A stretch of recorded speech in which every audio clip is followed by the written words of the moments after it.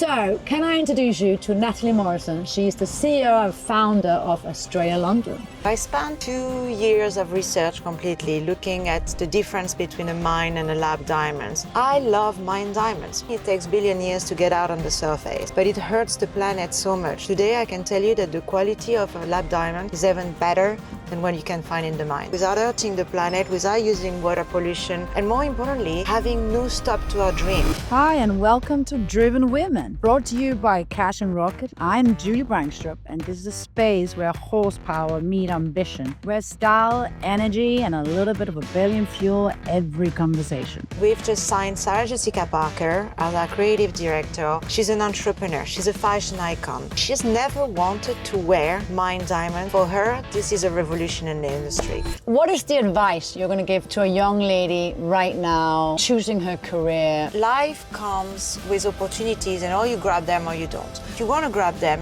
it's never going to be easy, and you just never give up. In terms of business, nothing is impossible. You have the money or don't have the money, with passion, you can get anywhere. Can I introduce you to Nathalie Morrison? She's the CEO and founder of Astrea London. It's a lab diamond. It's a new brand that you established last year. It's almost 2 years ago, yeah. 2 years, sorry. And it's a very high-end lab-grown diamond. So I want to focus on the very, very high-end to hopefully become the new De Beers of the lab-grown diamond. Okay, so let's go all the way back 2 years ago. Okay. What and how did you get into this whole fabulous new kind of industry? Because it's so new, isn't it? Do you know my friend Julie Brangstrup? She was on the plane with me to Africa. And I told her, I've just heard at school, true story, right? I've just heard at school that from the mom talking about lab diamonds, and that was an opportunity. And I told you that I was going to do some research, and you told me, no, this will never work. And I said, let me do some research. The year later on the plane, you told me, do you remember those conversations on the plane to Africa? No, I don't actually. Yeah, I know. It's a true one. And she never understood me, by the way, so it's okay. It takes a bit of time. This is basically, just to rephrase, this is 16 years of friendship, and it's lost in translation because we can't understand each other's basically dialect. The my French accent the is Danish. so strong for my little friend over there. Anyway, we went. You've been here for 30 years, and you still speak with such a strong accent. I know. It's good. I like wine and I'm I not like the French. only one. I can mention a few others who also can't understand. Oh, I know. But that's why we get on so well, no? I know. That's why we can't stand each other. Or understand each other. Anyway, joke apart. So we were on the plane, you and I, for our trip to Africa. And I remember you telling me, Nat, if you can pull that off, this could be huge. And so I spent 2 years of research completely looking at the difference between a mine and a lab diamonds. What's the future? And I can tell you, it is the future. I will give it 3 to 5 years. Today, it's around 50% of the market, lab diamond versus mine. When I started it, it was probably 6-7% 3 years ago. And I will say 2 years and we will be on the 70%. In the US, 60% of the engagement rings today sold this year are lab diamonds. Really? So it's growing that fast? It's growing really fast. And so the big guys out there in the diamond industry, are they threatened? Or are they slowly getting into it? What are we looking at? They're absolutely threatened. When I started 2 years ago, and the market was very saturated on the low end, right? So if you look at 2,000 pounds and less, Swarovski, all the brand on the level where it's below the J collar, which is the lower end, the market was already there and saturated. On the high end, there was nobody. And that's when I set up Astria. I wanted to compete, to try to replicate the quality, originally was my intention, without harming our planet. Today, I can tell you that the quality of a lab diamond, for some of them, is even better than what you can find in the mine. We get, because the level of certification we can get now, it's much more advanced than it used to be. So we do light performance and hot and arrow, which means that we can check the quality of the diamond, and some of the one we produce today can't even be found in the nature. Really? And can a specialist see the difference? No. There is no specialist, gemologist in the world who can see the difference between a lab and a mine diamond. You will need some very special equipment to do this. But my point is the opposite. My point is there is no difference between a lab and a mine diamond. And I'm going to say something a little bit weird, but it's a little bit like, as you know, because you know my family very well, I've got 4 children, 2 are IVF, 2 are natural conception, right? And are you telling me that there's a difference between my kids? No, and it's the same. It's a seed of carbon that one you put in a reactor and the other one is in the ground. What people don't realize is it takes 3 to 4 weeks in the ground as well to form them, same as in the laboratories. In the laboratories, you open the door. On the mine, it takes billion years to get out on the surface, but it hurts the planet so much for doing so. So today we can achieve exactly the same thing, the same product, within obviously a shorter time because we don't need to drill it, without hurting the planet, without using water pollution, and more importantly, having no stop to our dream. And so one of the main message I was giving, and I'm going to do a little things for you today because I've got a big announcement today. It's announced publicly next week in the press, but I needed... Luckily, this won't be out until next week. So. I know, this is why I will announce it. But just to explain, I don't think we should say mine diamonds are not good or lab diamonds are not good. Mine diamonds are beautiful. We grew up with them. We were asked, you and I, to get married twice, both of us, with a mine diamond. It's become emotional. Our children were born with it. I love mine diamonds, but I think it's an evolution. I think the technology and the science today make it that we can love the same product by loving our planet in the same time, and actually potentially at a more fairer price, because obviously it costs less money to open a reactor than drilling the planet. Yeah. So my opinion is I've just started a new concept which is called the future of forever, because diamonds are forever. Diamonds are loved, whether it's mine or lab. Forever. Correct. Because diamonds are forever. Yeah. And I think the future of forever is keeping what we love and embrace, but go with the future. And that's where I think the lab diamond industry is going to become. Yeah. If you compare the pearl industry after the war, when we grew up, older, but my father used to give us pearl, and I remember when I grew up, it was, oh no, you need natural pearls, never culture pearls, right? Today, culture pearls are 99% of what is available. Yeah. And it will be the same. It's going to go really fast. Yeah. People want quality. People want to save the planet. The youngest generation, it's much more ecologic than we were. They are all about sustainability. My little boy who is 11, you put a piece of paper on the floor, he'll be, Mommy, can you pick up? We grew up with throwing cigarettes out of the window and can or whatever. It was a complete different generations. And so that actually means education is key of understanding. Correct. So I remember saying that to you early on, saying you've got to educate people. I know. And so it takes time, but it's growing how now are you really doing fast. So in the first year, I remember when because I got the idea as well originally from the mom at school, I was able to speak to probably, let's say out of 20 mom I spoke at school 2 years ago, I will say one of them has heard about lab diamonds. Today, probably 70% have heard about lab diamonds. We are actually quite in this country in terms of our knowledge about it. In the US, it's everywhere. But I wanted to find a way. The reality is, to build a business, you need to position yourself in the market, you need to find the investments, which obviously is something else I've just done, but also you need to market it. And marketing is the hardest things for a business. So I'm announcing today, just for my duty, that we've just signed Sarah Jessica Parker as our creative director. And the reason I chose her, and as a shareholder as well, the reason I chose her is because not only she's a philanthropist, massive philanthropist, which, as you and I know, it's a big part of what you and I do. She's an entrepreneur, she's a fashion icon, and she's never wanted to wear mine diamonds or be sponsored by them because of the damage it gives, especially to kids in mine or water pollution in Africa.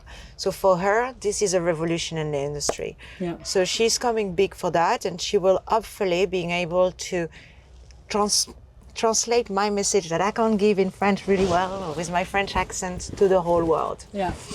And so today's the big announcement. So when will her first collection then be out? So today is not the big announcement. Today is the announcement just for you. It's next week in New York.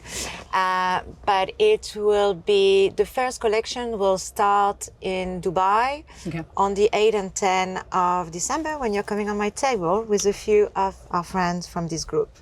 Fantastic. Because, you know, I know it's not about Cash and Rocket today. It's about Nelly and business and everything. But none of It's this... about driven women, and Cash and None Rocket is of- about driven women. You may not realize the power you have on all of us.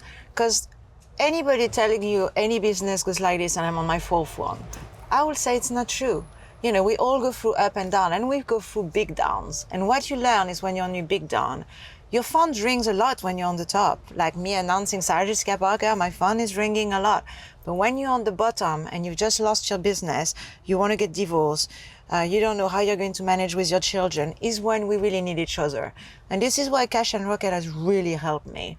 Not only during the tour we've done together, where I just gave the example, but Lily Baker threw my phone out of the window when I was on the front with the FT, which I thought I was a killer forever, but actually completely cleared my mind. And this power of women helping each other is needed, because I do not believe anyone will go straight up.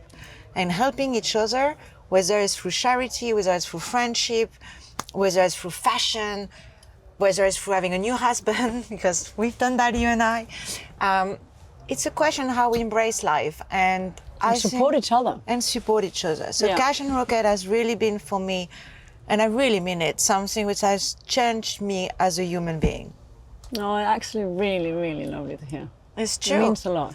Do you know, Means when so I did much. the speech for you at the last event, so it was even before Astria, I had one shop when we did this tour.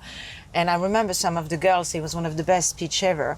And it wasn't because of the success of Astria, because we were not there. It was because I was talking about the failure I got when I was at the bottom and how this group helped me to be where I am. And I really think so, actually. Yeah. And the network and the whole unity of this community of women. And friendship, Yeah. you know. Yeah.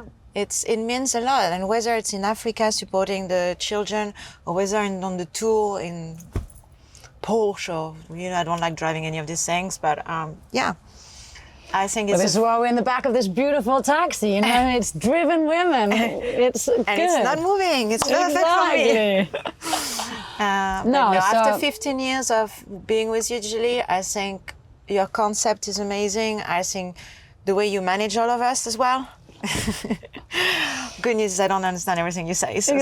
sometimes You I don't just get get offended. You don't get offended Never at get all. offended. It's brilliant. Absolutely But, brilliant. Yeah, I'm very proud of being in this group, and I will support you all I can ever. Forever. Oh, thank you. But we're not done. I have so much more to ask you. So, Okay. to any young women who, you know, you start in finance, you have had your ups and downs, you're on your second marriage with a gorgeous British guy. There's not many of them left here in the UK anymore. They're all left. So I'm only keeping mine. our husband seems to be here still. I keep mine, actually, this one.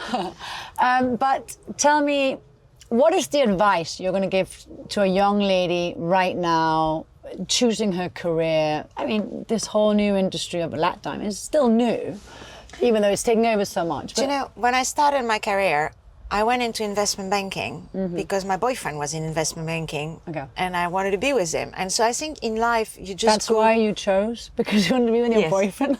Yes, actually. And I wanted to be staying in London, and that was my only chance. And I got a That's job at hilarious. Lazard, and my father said, if you're at Lazard, you can stay.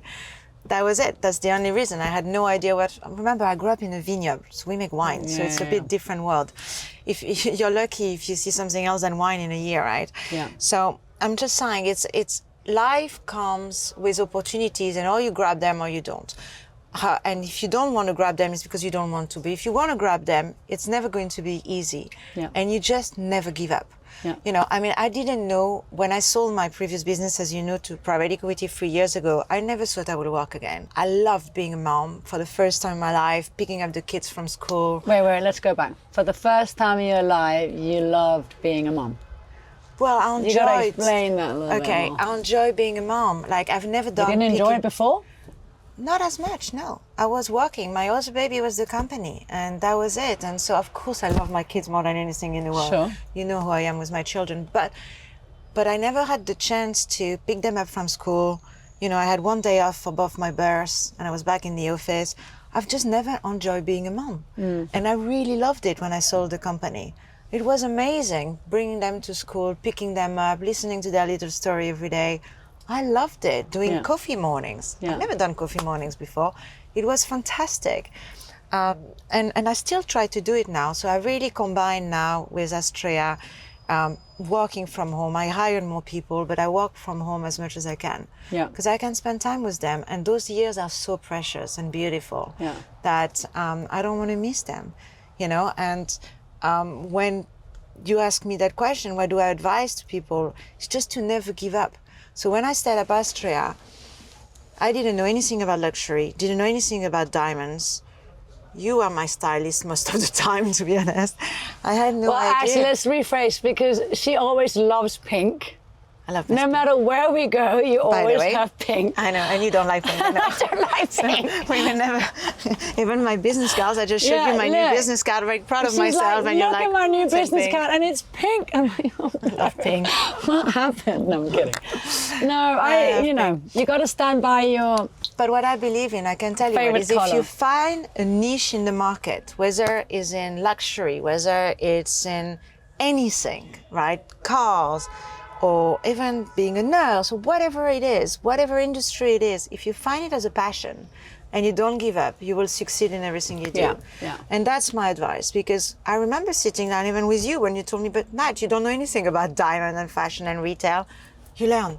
You learn, because if there is an opportunity and something you find fascinating, spend the time, don't give up, and you will succeed. Yeah. No, absolutely. Well, and, you know, take the challenge. If you can, And if you don't have succeed, the time and try again. can afford it, you should go for it. Yeah. Shouldn't hold you back. I'm lucky enough to have found an industry on this new one with Astria, which is so unique. It's never been done on a very high end. This gives me the chance to have Sarah Jessica or other very big celebrities joining on to promote the world now. We raise money at quite a high valuation. I'm opening 3 stores in Dubai now. We're now opening in the US next month, or looking at the US next month. It's growing. Do you know, a year ago, just to explain now, I'll talk about Astrea, about this, but I went to the head of Harrods, right? Mm-hmm. And lovely guy, actually. He's been the CEO of Harrods for over 14 years, I think, now. And I said, I've just set up this new business. We've known each other for so long. He loves wine, so it was easy. He knew me for a while. And he said, Nathalie, never on my dead body I will have a lab diamonds on my store. I've been pitching for them 2 weeks ago in front of their whole board of committee who accept their new brand. Will be the first lab-grown diamond there. They can't stop it. It's inevitable. It's coming. And it's fun. Yeah. And so did they say yes? I can't say. Okay. But given the fact you're mentioning it... There is a chance. There is a chance. But that's exciting. I know, that's really cool. That's really cool for me, because that's the place I wanted to be in London. Yeah. Yeah, absolutely. Assuming With we the get there. history and everything. Yeah, Yeah. absolutely. Right, so think of yourself, 21 years old. What would you whisper in your own ear as advice? Learn English. Yeah, Honestly. yeah. Don't be Actually, that's going dyslexic to and be learn English. my present to you when you turn 50. Yeah. An English An teacher. English teacher. What would be the advice? I will say, spend time to be a mom when the kids are little. This is my only regret. Like, the only regret I have is I'm even through the businesses, with the pain, the successes, being in court for 3 years, fighting against my ex-shareholder, to losing, to winning, to all this. I think the only thing I really regret is not to have spent time with the children when they were young. Yeah, it's funny because I interviewed a lady a few weeks ago and she said the same. But then the fact is that both of you had the ability to then be with the kids when they were a bit older, which is the part they remember. I know, but They I would like don't another really- child now, but as you know, my husband doesn't want to give me a 5th one. Okay, yeah. That Keeps giving me minor dogs problem. instead. It's not like you got 6. Yeah. Well, yeah. You're a great mother, so I'm I just wouldn't... saying that if you ask me my... So that would be the things advice. will be my advice. But in terms of business, nothing is impossible. Yeah. Whether you speak English properly, there is also a way to express yourself, whether you're dyslexic, whether you have the money or don't have the money. With passion, you can get anywhere. Yeah. Work hard. Work hard. Exactly. I don't sleep a lot at the moment. Yeah, well, so don't I. But I think that's because I'm hitting like menopause or something. Me too. By the way. I'm pretty sure there's some other things playing in there. I know. Yeah. 'Cause I'm like, I can't go earlier to bed. It's impossible. So I know, I sleep there's very something well. going on in my body. But I want to know the future. What does it hold for you? Like, you got new ambassadors. So the future for Astria is, so the reason I've opened I put most of the money I've raised. So I just raised £4 million at a 15 million valuation. It's also being announced next week because the numbers came out, and I have the head of Goldman Sachs in Asia, the head of Bridgepoint. I've got some very serious people on the board. And what I want to do is open the free stores in Dubai. And the reason I went to Dubai first is because in Dubai they can wear anything. They're not worried about security on the street. So it's a very different market. And if that succeeds by Christmas with the new ambassadors and the experience in the factories as well, then I want to go big in the US. Yeah. So you're thinking that the sale is being held back because people basically, let's say here in the UK, are scared of wearing anything diamond because obviously the thieves can't see if it's lap or mined. I don't think they care, because there is value whether it's lab or mine. People don't realize that, and there's a lot of things people don't realize, and it's part of the education, or how rare they are in mine diamond, in lab as well as mined, right? But no, I don't think it's that. I think our average sales in the UK is today £7,200. Yeah, average sales in Dubai at the moment, and it's even before opening the store, but just on private sales, you're talking about £13,000. So it's a massive gap difference. Yeah. And why? Is because in the UK they wear little, because people don't want to wear big pieces in London. And also it's a very different kind of, it's quite bling bling in Dubai. They like it. Yeah. No? Yeah, I also think Less here. Here it's a bit more settled. I also think it's a security issue more than anything in central London. But yeah, I mean, look, Hong Kong is very safe as well. So I'm looking at opening at the Mandarin in Hong Kong at the moment. Okay. But it's not signed or agreed yet, because we're doing the Mandarin in Dubai, which was the first time they took a lab grown diamond, and I'm in the middle of the thing, so it was. That's very exciting. That's really cool. Yeah, and I'm very then excited about it. you have one store here in the UK. We have one store in the UK. Hopefully we have Harrods opening soon. And then we have one store in France, and we have one store in Greece at the moment, at the one and only. Amazing. So it has really expanded within 2 years of us flying to Africa. Exactly. Now, there was a process of you starting this company, and you had a business partner. Correct. And you had to separate.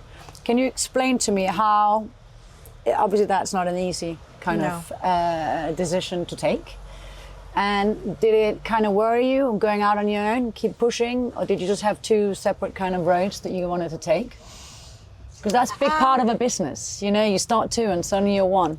Okay, this is true, and it was a big pain for me, to be honest. Yeah.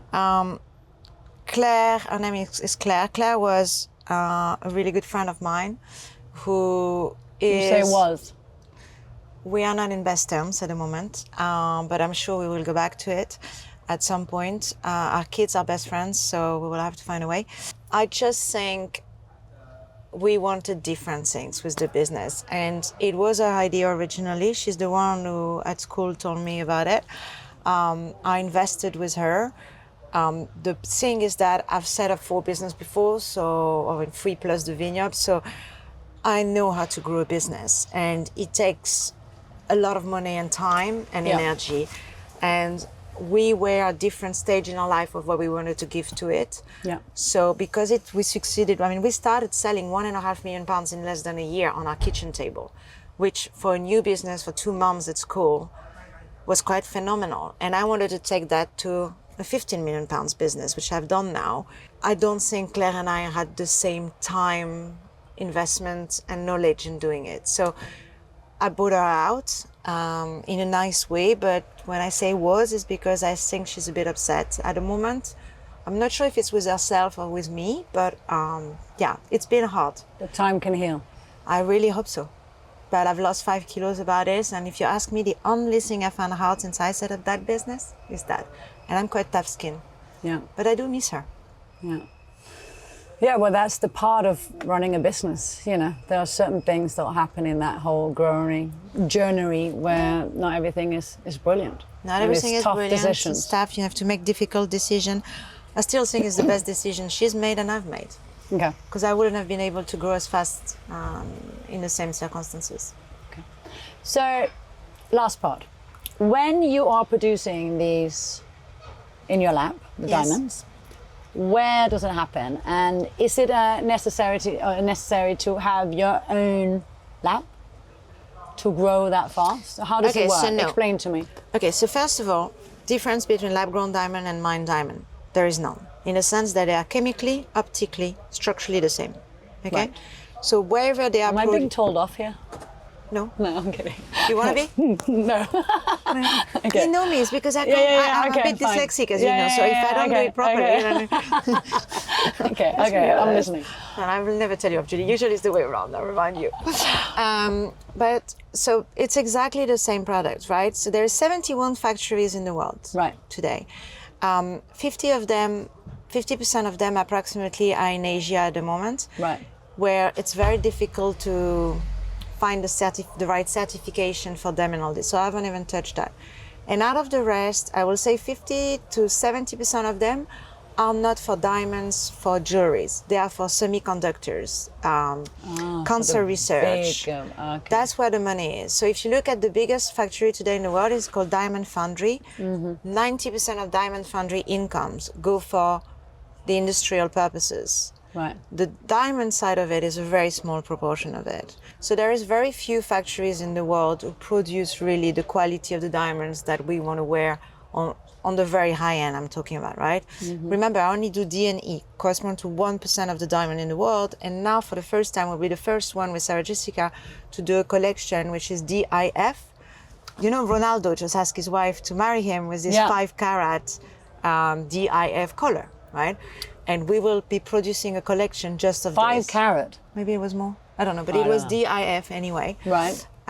So was that a lab diamond? No, it was a mine diamond, but DIF. And my point is, DIF represents 0.0001% of the diamonds in the world. Wow. It's a quality of a certain level. The IF is the cut, and this is why it's very important. We will be doing a collection just of this. This has never been done before. This will be launching at Christmas. Okay. So that is exciting for me. So you asked me about the lab. I found the best lab at the moment between India and Dubai. Okay. And in the US, but in the US we have a tariff problems at the moment. So until I enter the US, it will be a different market. But for the moment, I use Dubai and I use India. Okay. And I take a team of gemologists who choose every pieces from them. Okay. And in Dubai, we just did an experience which never happened. It's opening in 3 weeks. I'm very proud of it. We are doing an afternoon tea in the factory.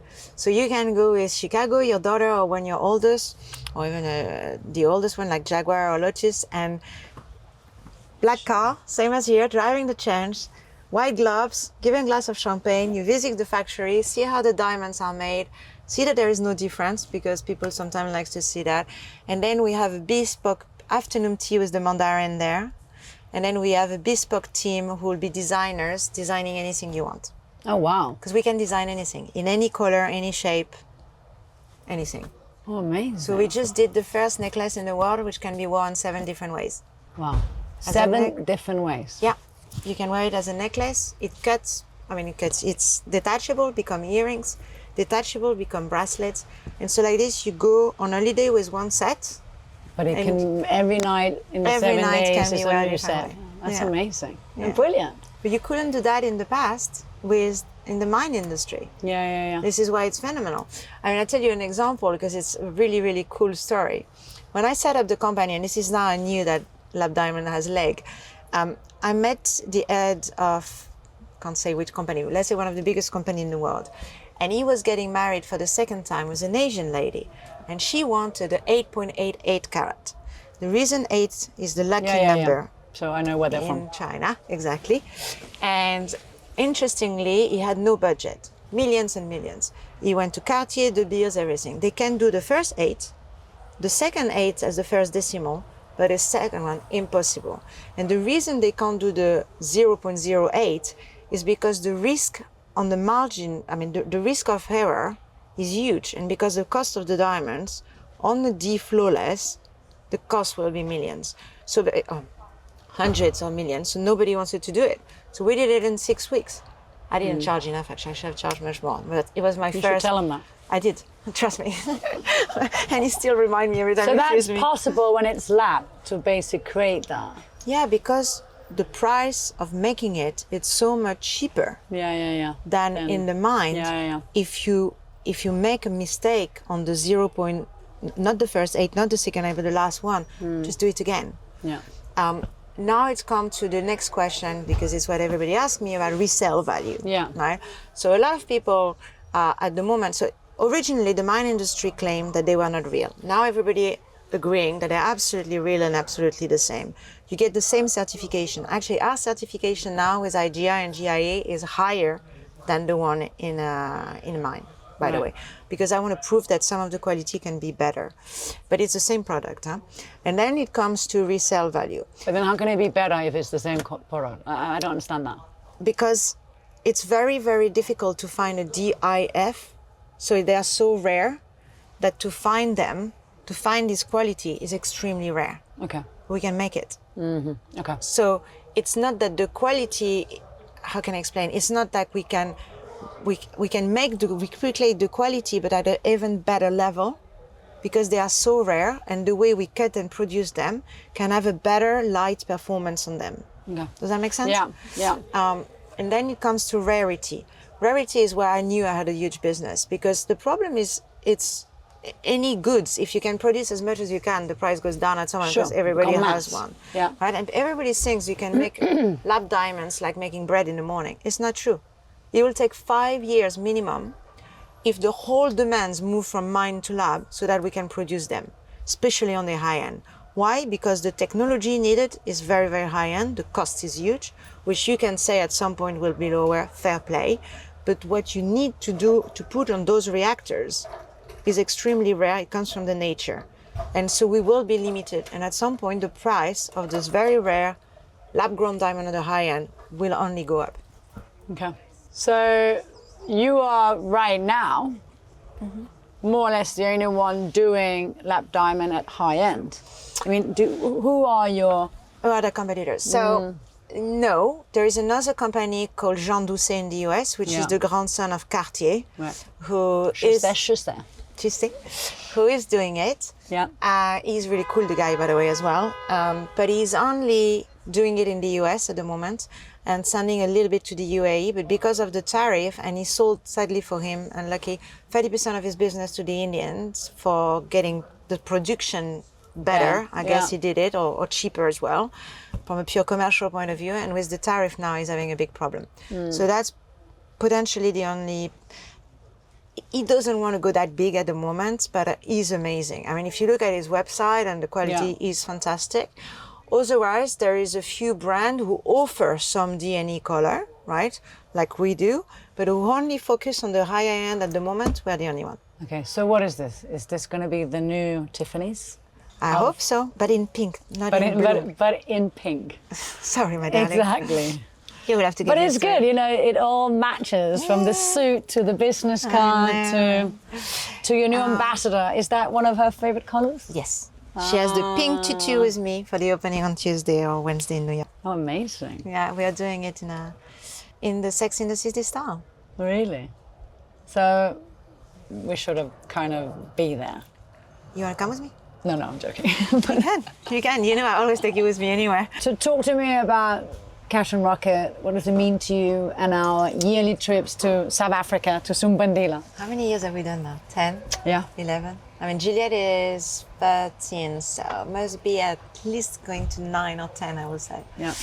Listen, as much as I love you, and I love the tour, and I love the bonding and the fun in a tour and the glamour, for me, those trips to Africa means much more than anything. As I think you would agree with me, the fact that we go with our own children, it's such an amazing bonding experience. As I say to you, I didn't spend enough time with my kids and when they were young, and this is the thing I'm so proud to have done with them, because we discovered something when we can give back and we learn about changing the world and helping the world, but also we learn so much from them. And I have to say, it's helped my family life and my bonding with my own kids massively. They fight every year, my kids, about who's coming. Yeah. And I think it's fantastic. I think seeing the real change we make to this world is incredible. I mean, this morning when you were meeting all these women at breakfast, 5 or 6 of us was at the trip last year, and if you ask them, none of them wants to miss it this year. Yeah. Because it's just so powerful. And one of the things I really want to give back is I think a lot of companies should give to charities. Yeah. And even more than individuals to a certain extent. And I think we should find an incentive for companies, by the way, a bit more than we do at the moment, to give back. And for me, I know, as I told you when I started Astria, I will give a part of my profit to some bandela. But actually, now that it's growing, we're going to be happy with this, because we should be giving back. The whole world should be giving back and helping those children. And education, you always told me, education is power. And Education is key. Is key and power. Could change the world if they just had access to it. And this is women doing it. This is women doing it, not in a glamorous way. Yeah. Because this trip to Africa is not always glamorous. But that's what I love about it. Me too. And it's the bonding there. Yeah. And it's super important for our children, I think, who are very lucky in the world and in the life that they're, born into, to learn to give back in a very early age. And they say if a child sees their mother related or involved in charity, the chances are double that they will be part of, and it'll be on their, on their spine. The US actually are super more evaluated than us. More involved than we are. Of course. I mean, but the concept we just started, you and I actually, when we start telling the kids that they have to come if they raise money themselves. Ted is already thinking about how he's raising money, and it's fantastic. Oh, we did our sale last weekend. It was hilarious. Did you sell all your clothes again? Yeah, Chicago. The sale outside the house in Notting Hill. I mean, all these parents like, is this not the bag you're wearing? I'm like, yeah, that's not meant to be sold. No, you can't buy that one. But I love that. I love that they're like this. And she's doing it with 3 of her friends, from the school all together. I think it's such an important part. Yeah. I remember when Daniela's daughter was actually looking after the old people, cooking for the old people houses and getting money from them. I think it's just all of this gives our children something that all the money in the world can't give them. Yeah. And this is where the education is power for the kids we're helping in Africa, but also for our own families. Yeah, no, absolutely. So I'm so proud of what we are doing. Yeah. No, I agree. I think it's super important. And, I think all the schools in the UK should be more active within charitable projects. So to all of the schools out there, you need to get involved. Let's go and speak to number 10. You and I can do that. Something we haven't done. Yeah, exactly. We should get the government more involved. Julie, thank you so much for having me. No, thank you for being here and for in this beautiful taxi. Keep Sarah Jessica Barker as a secret. I won't say anything until next week. Does love pink like me. I'm sorry for you, babe. I know. I love you. I know. Thank you.